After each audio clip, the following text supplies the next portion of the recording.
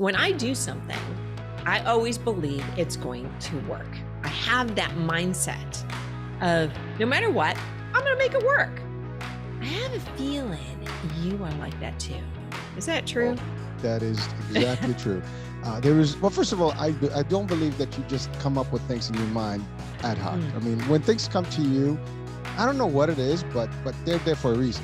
And they're not there just to be sitting and parked. They're there to be acting on. And so that's exactly how it is. I get an idea. It just cannot just linger. I got to do something with it. And that's the thing I think that makes a difference between people, those that move on with ideas and those that just keep the ideas. And they're just that, they're ideas, they're not realized ideas. And so I do the different. I mean, so I have so many things, I mean, we can talk about that. There were just simple ideas that I just went crazy on them and I did them. Some worked, some didn't, some they're still pending. And I just park them literally. If I don't produce them right away, they just get some traction and then at least I get them ready, right?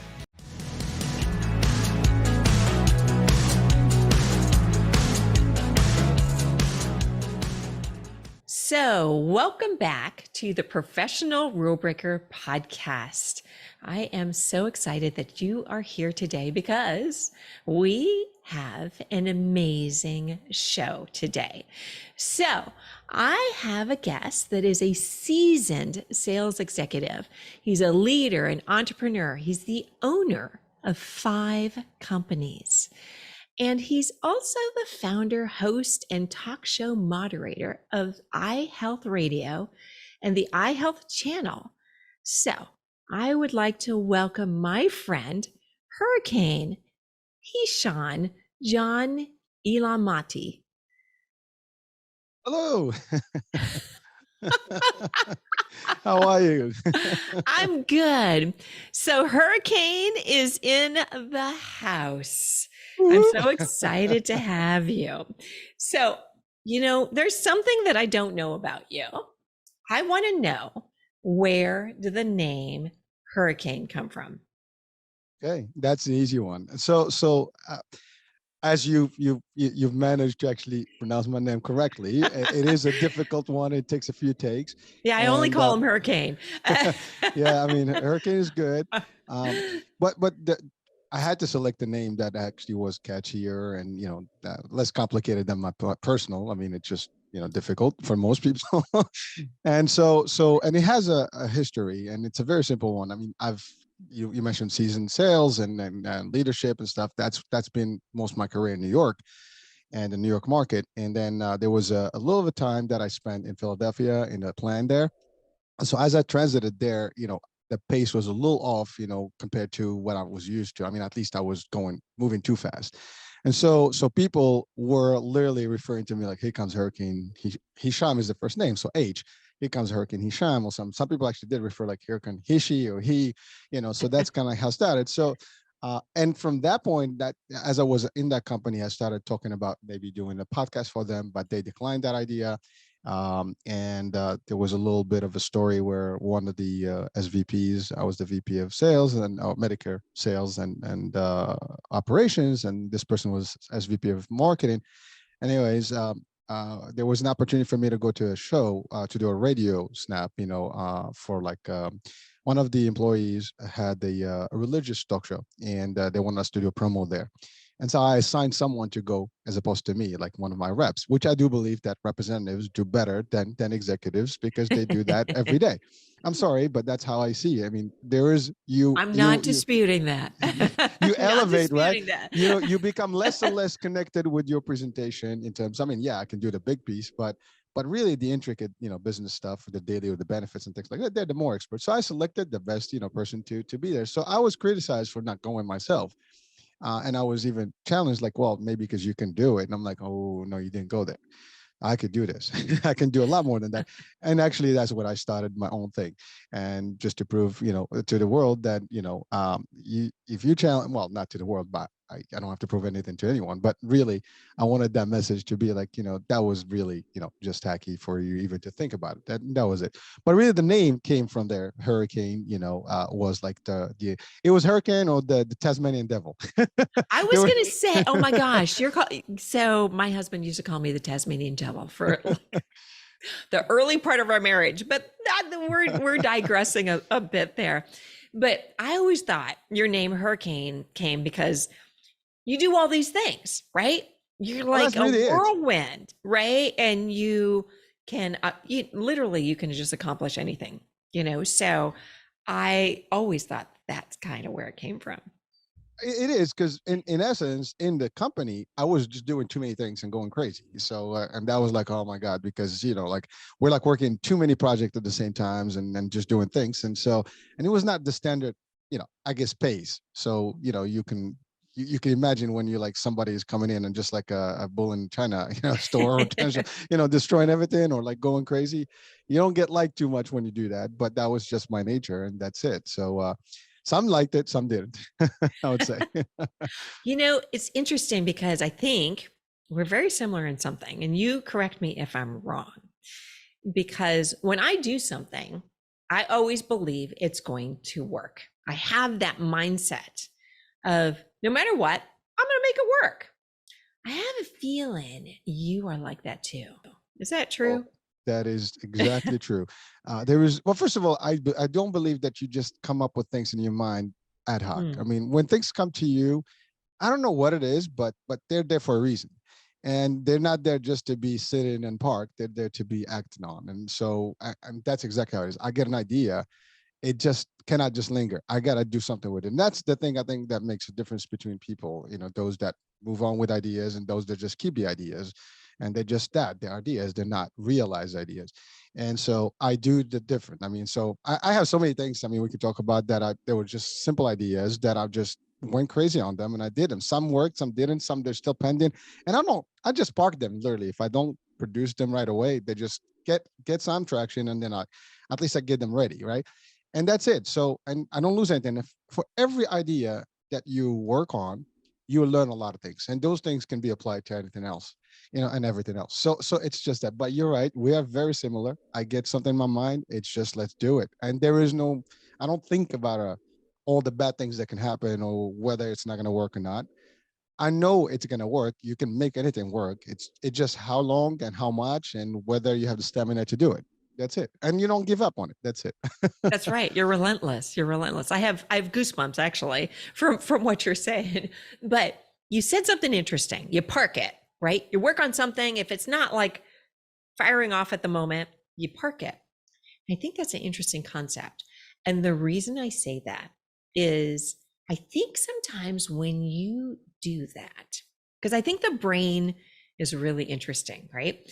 So you have this really great idea, you started putting things together for it, and then you park it.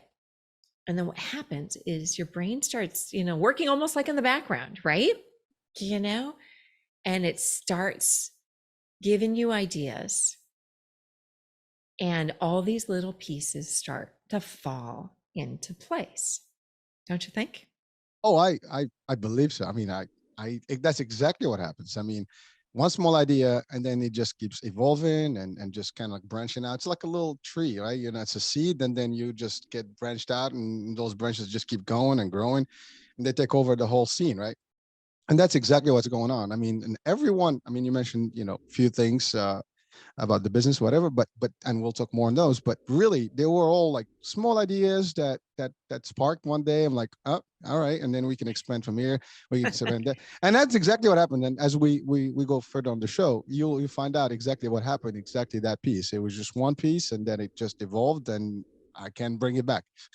It's just gonna keep going, and that's all there is. And I'm okay with it. I love that. Yeah, yeah, absolutely. I mean, you and I met through the whole like media end of it. So you kind of mentioned, about the doing that interview early on. Is that kind of what sparked all of this?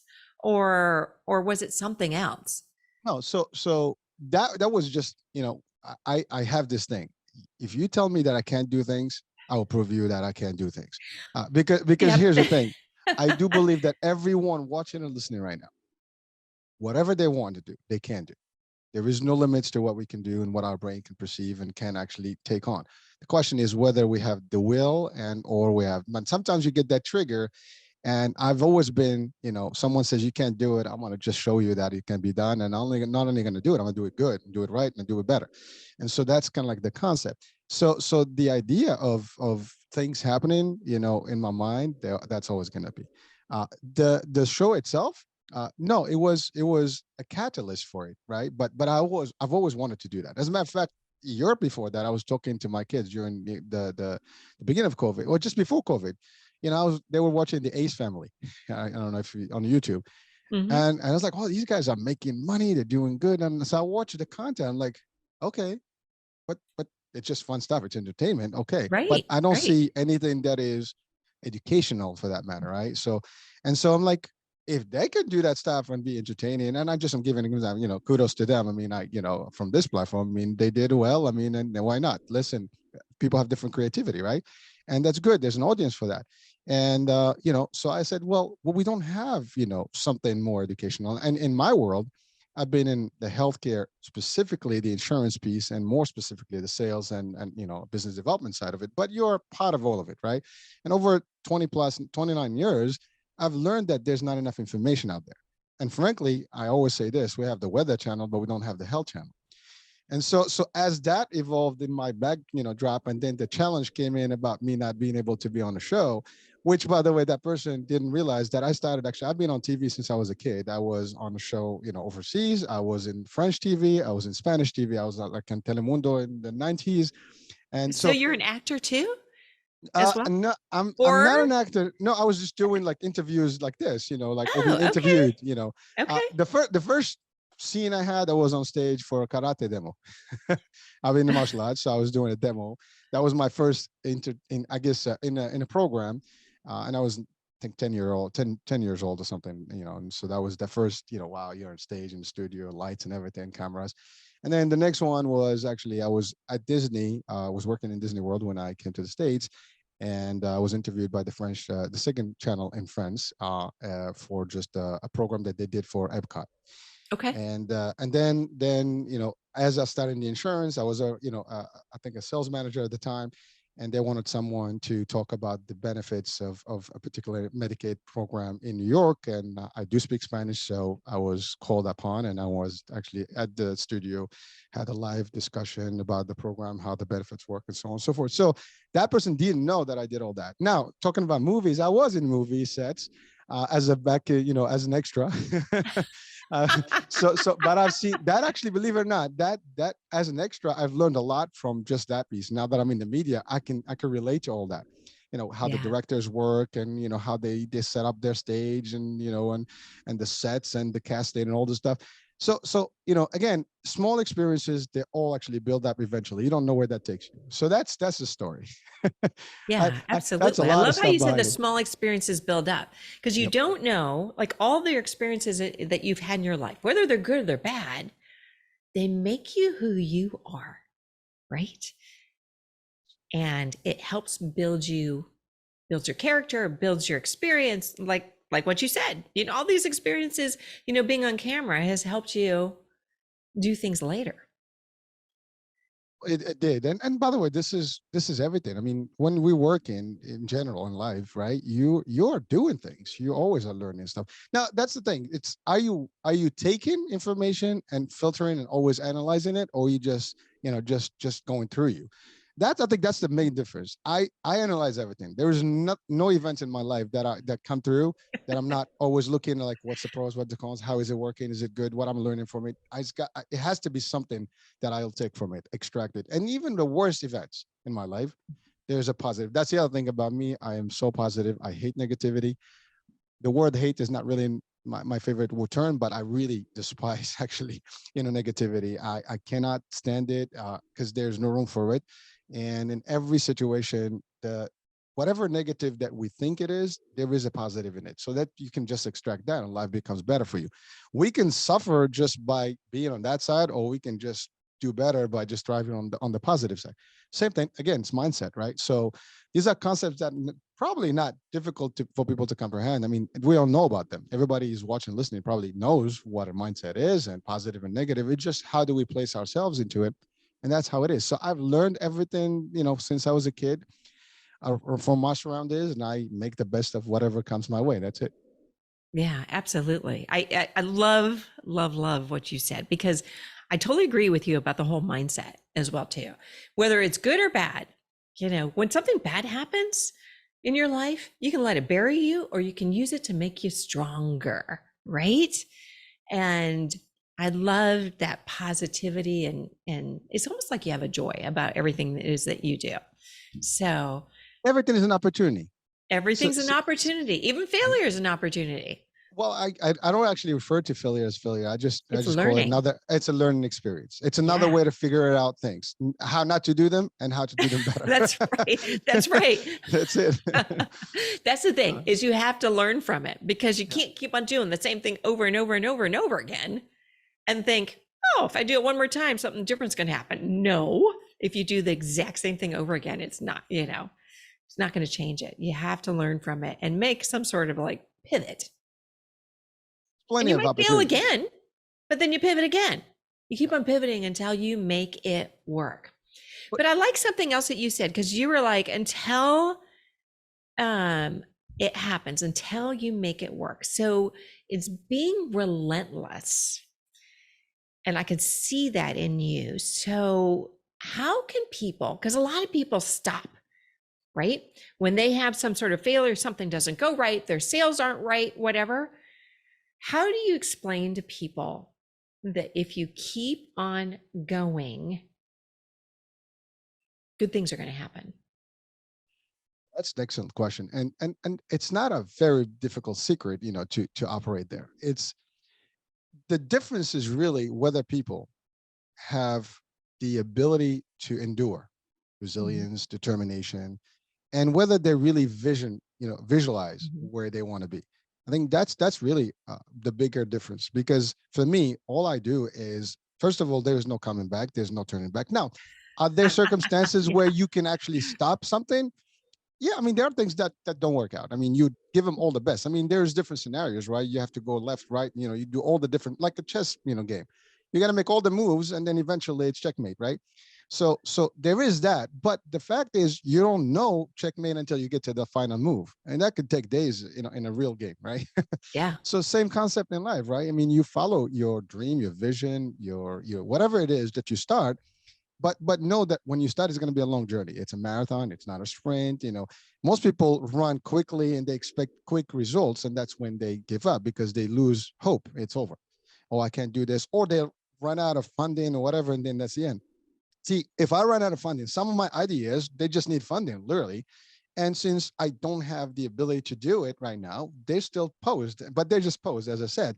They're not, forgotten. They're not lost. I can literally just press a button and it's there. It's just ready to roll, right? But that's the thing. I don't give up on them. I don't stop. I just keep going. And then as you go, you discover, man, there's again, like a river, right? There's bumps in the way, there's mountains and stuff. You find your way around it. I always give the analogy of rivers because they always find a way back, to the water, right? And they do that, right? And so nothing stops a river. Nothing should stop us. We have to flow nicely around things. Again, I mentioned martial arts, and one thing that I've learned is understanding the elements and working with the elements. I mean, like in our styles, we use literally different things: the wind, the stone, the earth, elements, the air element, all different things. You move as needed. I mean, you can be fire, you can be water, you can be air, you can be really rock. So you can have different ways to operate, and that's the thing. So you have to go with the flow and the motions. And again, if anyone swims, if you ever try to swim in the river, know that if you go in the wrong way, you're gonna drown. I mean, it's very You're simple. I going to mean, go there's up. always a Yeah. current Mhm. in a river. When I started, swimming, my dad put me to the test. This is true. He actually took me to a river once I learned, and we had to cross it.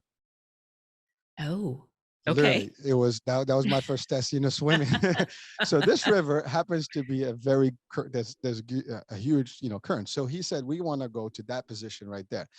And so I had to figure out how to start the point, where to start to get to that point. Because if I start, like, let's say most people say, I want to cross over there, and they start here. Well, if I'm going this way and the current's going to take me further south, I'm going to wind up like maybe a mile south or maybe a few, at least 100, 200 feet south. So you have to go up and then follow and that, believe it or not, that small concept is applicable in life and business and everything. You want you see where you're going. You have, maybe sometimes you have to go backwards, to actually go forward, right? You have to switch things around to make sure that you get to your destination, and then you have to flow. The minute you don't flow correctly, you're gonna get tired, and that's exactly when you drown. And in this analogy, you don't drown, you just basically give up and you lose everything that you've put in. And that's the other thing, there's no coming back. Now, there are schools of thoughts out there that say you do sometimes have to, I guess, take your losses and move on. There's that concept, right? Just stop when you can't. Now, I still can use that concept, at certain events or certain, things in my life, but those are the few and far in between. They're not really my thing. So when I start something, it's really, let's go for it. I mean, this whole concept of the media started with one small idea, one little challenge, and then evolved. And I still remember the day when I talked to my wife and said, like, you think I can do this? I even said that to her. Now, I know I can do it, but shall I do But it? you had a moment. You had a moment of self-doubt, You had a which is moment. the biggest sabotager of all of everything. If you We have get that. self-doubt. Yeah. Yeah. I think everybody gets that, like, Yeah. so it was like, because I know once I start, there's no coming back, it's over. You got to go in and, you just, because you can't. And once you're in, you're just going to keep going. Somehow, somewhere, it's going to get there. Now, you learn on the go. That's the other thing. I mean, I didn't know everything about what I'm doing. Now, I learn on the go. So I'm learning at the same time. And it's all happening at the same time. As opposed to, like, some people's like, well, I want to learn it all. Then I'll have all the foundation. I'll get started. Well, you could do that. But the best way to do things and be good at them is by working on them, by learning them. And yes, I mean, so you learn the basics, but you still work and tweak. I didn't have to have everything picture perfect, as they say. I wanted to have things, and then I tweaked. You and I talked about my little background, right? It's small ideas. I learned that over, like, if you look at my first video, it sucked. I mean, it's I just think everybody's first video sucked. Yeah, but I know that's my mine point. did, but we keep going, right? Well, I'm making a joke about it. Didn't I mean, the content was there, but, like, the effects were not there. The sound maybe was not there, and a lot of things. Maybe even my own, just being flow and Being having who you a are. comfort Yeah. and comfort was a little bit like, you can get sometimes on your tone. You can hear someone that's hesitating when they talk. You and I in sales, we know when you do a pitch that is good and a pitch that is not good. Or where you're like, you're not comfortable in the discussion. Your tone, your voice is different, is distorted, right? So you know that, but that doesn't stop people. That shouldn't stop us. That should just be a motivator. Oh, I got to do better. I got to do better. I got to do better. And that's it. And that's the thing. You cannot stop. I think that's my first rule of anything. Just keep going, but keep tweaking. Keep, what am I missing? What can I do more? What can I do stuff? Things that I can do, at least for me. Now, there are things that cost money. And now you have to prioritize. Where do I put my dollars correctly here? Do I need this today? Or maybe I can improve it in a couple of years. And that's the thing. Put yourself a timeline, like stage one, phase two. I have actually that determined goal. Like, I know where I need to be in 5 years. I know when I need to be in 10 years. And I know what this is. For example, we're talking in the media, right? This is your show. And it's, for me, it's my media as well. And one thing in this particular platform is really, I wanted to create something that is different than the standard media. I mean, media is great. There's a lot of stuff to it. There's entertainment, news, and all the stuff. But there's no resources. There's no educational piece of it. And maybe you find some programming here. I wanted a network that has that. And also, it's a network that's for almost everybody, because in the standard media, you have to be selected, for the most part, only a few, and the elite would probably make to those platforms, right? The average, and there's a lot more, smart people out there and people with resources, and a lot of people that just nobody knows about them, right? So the idea is that they have a voice, they have a network, and that's really what this evolved into. And it's really to educate, enlighten, inspire, and motivate. And that's kind of like what drives me. The mission itself is important. If you have no mission, maybe you're not gonna, stick to it. You build a mission. Yeah. Yeah, Sorry. you do. No, you stick to you bring up so many good points. There was something I want to dwell on a little bit, because you said um, that you're always looking to see like how can you do things better or different or whatever. Mm. I think the key, and I think this is something that you do, is that whether let's say something's really successful, you probably still look at it and go, huh, can I make it better? Can I do something a little different? Can I just tweak it a little bit better or a little bit more so it becomes even better? So, and I think that's really the key to like really big success. Because obviously when there's a failure or a mistake or whatever, you think, okay, what could I have done different? What can I do, better? How could I have changed that? Right. But Well, when you look at it and it's already a success and you keep on tweaking it to make it even better, I think things can really, really explode there as well. can. And I'll give you a good example. And everybody can relate to this. We all love houses, right? And I Mm. can promise anyone watching and listening right, I don't care what your dream house is, you'll always find another house that's better. Yep. And then you're I always drive. probably fixing up your house, Well, making yeah, well, exactly. improvements and different things, right? No matter how Or great it is. that's right. And you're gonna keep changing it, and you can literally take any house and just take it apart and put it back again and change the whole outlook of it and how it looks and feels. The inside, the interior, the decor, even the shape of the house can change over time if you wanted. And so I drive around and I see some beautiful homes, and it's like, oh, this one's beautiful. This one is better. This one's better. But there's still this. It's same in the concept is the same. They're just a basic house, and it has. But you can always improve on that. And your own house, you can do this. And that's why you find people changing their furniture, changing their decor, changing the stuff, adding a piece, an extension, whatever. The backyard sometimes it gets reconstructed a different way. Now we have a whole different set. I mean, I'm just giving an example. It doesn't matter even if it's an apartment. You keep changing things in the apartment, right? So, and that's the thing. It's whatever it is. And by the way, in the business world, same thing. You get to top. Now you're like, what can we venture out from this business? Right. Rather than You just go to resting your laurels, sitting there at the top, because eventually you're going to have a competitor or you're going to stagnate. Something's going to happen. The business is going to go away. So you always have to constantly be improving in some shape or form. That's correct. But remember also, you mentioned competition. That's always going to be there. Mm-hmm. So in essence, if you're in any type of business, there's going to be similar, people doing similar stuff or companies doing similar stuff.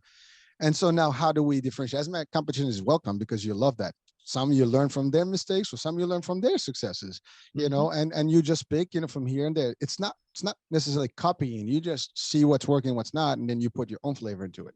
It doesn't have to be exactly, I'm going to take a line from them and I use it, but I can use a different, spin on things in my own way, and I give it my own flavor. And that's the thing. Kathy and Hurricane are two different people. They have different signatures. We do the same business technically, but yours is yours, mine is mine. And that's the other thing. You have to be open to the idea that you're not unique in a way, but you are unique because there is no one else but you. There's only one me. There's only one you. Anyone watching and listening, there's only you. So people can copy from you, but they're never going to have your flavor. Right. I mean, and they're never going to have your background, your stories, any of that. Exactly. Even if they copy your stories, they can't. They're not going to be the same. They're just not. Listen, at best they can even be your voice, right? Everybody's got a. I mean, we have signatures. I mean, like different DNA. We have different things that are specific to us individually. And even in the business world, you have those touches. I mean, artists, right? You look at art, right? A nice little portrait and some sort of a beautiful piece of work, right? And no one can duplicate that one. They can do close, they can mimic it, but you will look at side by side. You get an expert, they're gonna find a difference. I mean, unless it's a digital copy, you take a picture of it, right? And it's still not going to be the same because you can tell a digital from the original, right? Absolutely. And so people have to just know that whatever you do, it's going to be unique, but you got to do it in your own way, in your own signature. And like I make a joke, if as my company grows, for example, you don't have to wear a suit in my company. Just an example. That's you great. Wear a t-shirt. You wear a t-shirt. No, I'm just saying. Yeah, that's great. Not that suits are. If you want to wear a suit and a tux and be spruced up, that's cool. But to me, it's not as important. that just not, I've worn, my share of suits over the years, and, especially in sales, you have to like suit up and everything. To me, it's cool to have. If you want to look good, that's fine. If you that's your thing, your signature, that's fine. But do your own thing. You see, be comfortable. It's really your performance. That's just like, I'm more of a Google concept, person, like, that open mind, in terms of stuff. Some people are very strict in the way they want. That's just an example of how I see things, right? And there's many of those, But I think you if have to be you, because when you're that's it. not you, your potential customer is going to know in a heartbeat. Like, they're going to know, like, you're being fake. You're not authentic. They're going to be like, oh, this person's here to sell me something, or, like, right away they feel it. So that brings me to the end of part one of my interview with Hurricane H. I mean, he is really something. His name really matches how he is, just a hurricane full of really great advice and ideas. And I have to say, there was a point that we both talked about that I just want to make sure that you heard, because it's really important, that everything is an opportunity. So everyone that's listening out there, I want you to think about that for a second, that everything is an opportunity. Just think about it. If something is not going your way, or that you fail at something, it's still an opportunity. There's an opportunity to turn things around. There's an opportunity to do things different. And sometimes you're just given either a really great idea, that maybe you just thought of, or something happens. And that thing that happens can be your greatest opportunity out there. So take it and, go ahead. Like what I always say, you can make a big difference. It's like throwing a stone into a stream and watching it ripple. And that one thing can be the thing that can be the stone that causes that ripple. So I want to thank you for joining us today for part one of my interview with my friend, Hurricane H. And be sure to subscribe, because you don't want to miss part two, because part two is really full of some really great, interesting, and impactful things for you to make a difference in your life. Remember, we're all about creating impact and creating income. So thanks again for joining.